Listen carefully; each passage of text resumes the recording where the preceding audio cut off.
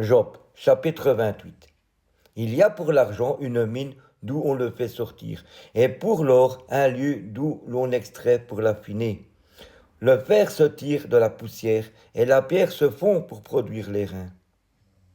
L'homme fait cesser les ténèbres, il explore jusque dans les endroits les plus profonds, les pierres cachées dans l'obscurité et dans l'ombre de la mort.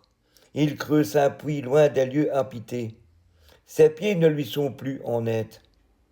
Il est suspendu, balancé loin des humains. La terre d'où sort le pain est bouleversée dans ses entrailles comme par le feu.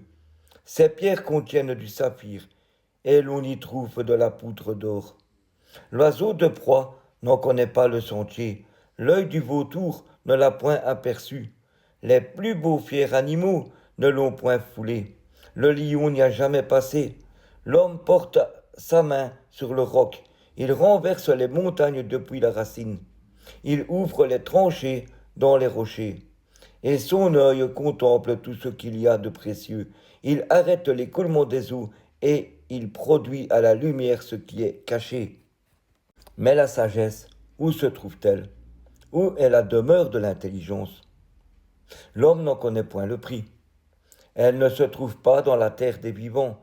L'abîme dit, elle n'est point en moi. Et la mer dit, elle n'est point avec moi. Elle ne se donne pas contre de l'or pur, elle ne s'achète pas au poids de l'argent. Elle ne se pèse pas contre l'or d'Ophir, ni contre le précieux onyx, ni contre le saphir. Elle ne peut se comparer à l'or ni au verre.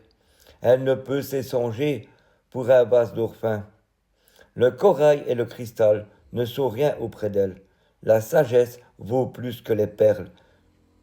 La topaze d'Éthiopie n'est point son égale, et l'or pur n'entre pas en balance avec elle. D'où vient donc la sagesse? Où est la demeure de l'intelligence? Elle est cachée aux yeux de tout vivant, elle est cachée aux oiseaux du ciel. Le gouffre et la mort disent, nous en avons entendu parler. C'est Dieu qui en sait le chemin, c'est lui qui en connaît la demeure, car il voit jusqu'aux extrémités de la terre, il aperçoit tout sous les cieux.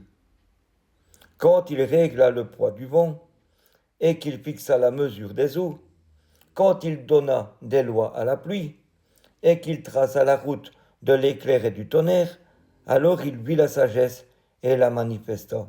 Il en posa les fondements et la mit à l'épreuve.